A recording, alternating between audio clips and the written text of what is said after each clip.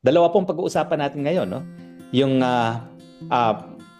nagaganap ng pagdinig sa oral arguments ng kaso laban dun sa paglipat ng pondo galing sa PhilHealth at saka itong kontrobersiya na hinaharap ngayon ng bagong PCO Secretary na si Jay Ruiz.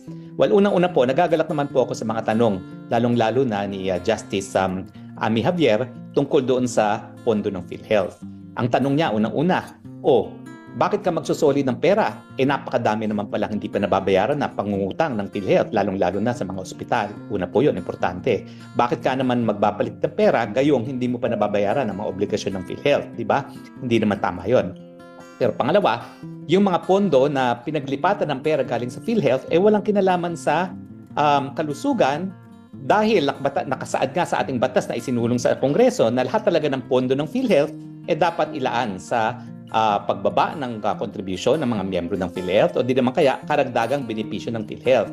So bakit po dadalhin sa mga infrastructure projects na ang obserbasyon pa ni Justice Javier ay nagkaroon na ng pondo, no? So bakit doble-doble pa ang mga pondo ng mga infrastructure projects gayong ang pondo na karagdagan ay kinukuha pa sa pondo na nakalaan sa PhilHealth? At pangatlong issue pa na lumabas dyan, yung mga syntaxes at saka kita ng PAGCOR at saka PCSO dun sa batas kasi ng Universal Healthcare, talagang nakaspecify dyan na kalahati, at least kalahati, dapat ay pondo para sa Universal Healthcare na siyang linabag ng ehekutibo ng linipat nilang pondo ng PhilHealth sa mga proyekto na infrastruktura at yun nga hindi kapanipaniwala kay Justice Javier, meron ng pondo. Bakit pa kukunin yung pondo na nakalaan dapat sa kalusugan?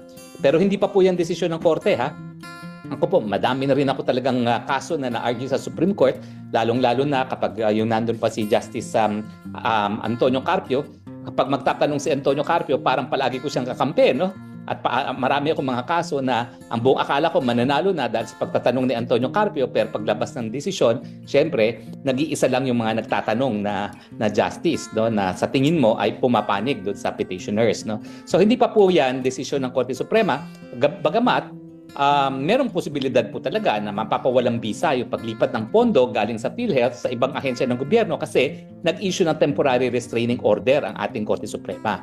Ang ibig sabihin ng temporary restraining order na meron talagang karapatan na nalalabag at patuloy ang paglabag ng karapatang iyan kapag hindi mag-issue ng TRO. So nagkaroon na ng determinasyon ang ating Korte Suprema na merong karapatan na nalalabag at ito nga ang karapatan ng kalusugan, karapatan ng mga mamamayan ayon sa batas na ating sinulong na Universal Healthcare na dapat lahat ng pondo ng PhilHealth ay mapunta sa kalusugan ng ating mga kababayan. Now, nagagalak din ako dun sa pagtanong ni Justice Caguioa doon sa dating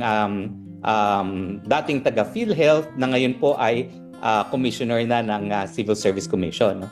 At ang sabi nga ni Justice Caguioa ay ano ba yan? Wala bang conflict of interest yan na ikaw ngayon ay tumatayo na para kang abogado ng PhilHealth at galing ka naman talaga sa PhilHealth gayong ikay nasa Commission on Audit. Bakit importante po yung conflict of interest na yan?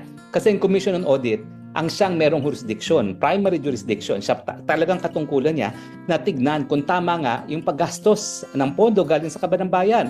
At syempre, yung issue kung tama ba yung paglipat ng pondo galing sa PhilHealth papunta sa ibang ahensya ng gobyerno, yan po ay isang issue na didesisyonan din ng COA.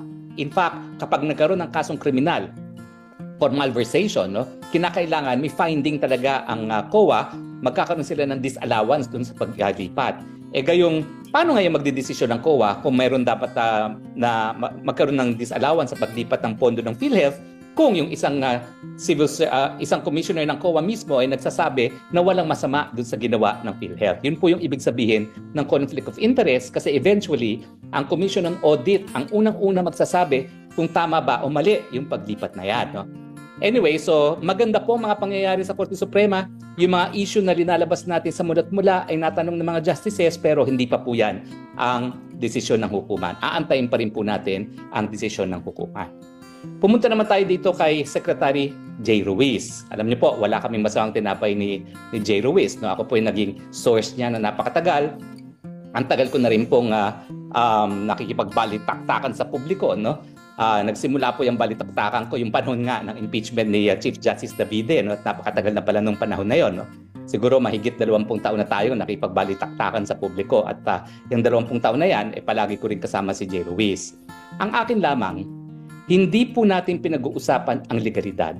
Kasi ang sinasabi niya, yung kinita ng 200 million ng kanyang kumpanya ay bago pa siya na talaga bilang PCO. Pero ano ba ang mga katotohanan? Yung kontrata na ipinasok niya ay kontrata sa isang government-owned and controlled corporation. Tapos, yung draw ng PCSO ay ilinipat sa isang TV station na ang nagpapatakbo ay ang PCO. At yung panahon na binigay sa kanya yung kontrata na 200 billion, kulang-kulang 2 buwan bago siya na talaga bilang isang kalihim ng PCSO na siyang nagpapatakbo ng IBC 13. So, sinasabi niya, may panahon pa ako para mag-divest. Ako po naniniwala ako na bago dapat niya tinanggap yung appointment sa PCO dahil alam niya na yung pinagkakitaan niya ng 200 million ay isang korporasyon na nasa ilalim mismo ng kanyang departamento ng PCO, dapat siya ay nag-divest na.